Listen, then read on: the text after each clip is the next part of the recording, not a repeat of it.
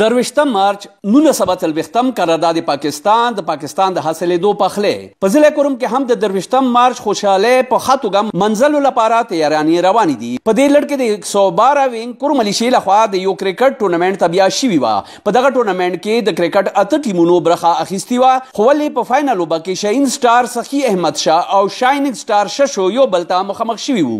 د ټاس ګټلو وروستو شاینینګ سټار د بیټینګ کولو پریکړه وکړه او په مقرره 10 اورونو کې د ټولو لوبغاړو په سوځېدو نوي منډې جوړې کړې شوې، ولې په جواب کې شاهین سټار صرف د 2 لوبغاړو په سوځېدو په 10 اوور کې خپل هدف ترلاسه کړو.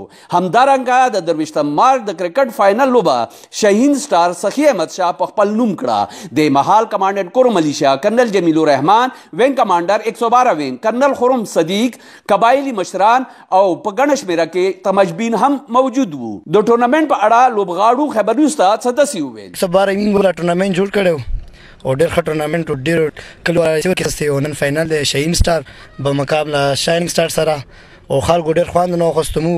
ګورنمنټ ته دا فیل کوو چې داسې ټورنمنټ یې لوی شي، ډېر خوند به وکړي، خلکو نه مینه محبت به زیات شي، کوم میلانجې دا وي دا به ختمې شي او مینه محبت سره جوړېږي. دینه مینه محبت سپورټس ملي کې خو انجوای کوو، پوه شي، ښه مزیدار خوند کې دینه چې موږ ته نور ټورنمنټ جوړ شي، امن ټورنمنټ جوړ شي، دینه پیدا به وچاته شي ډېر او سالي سره.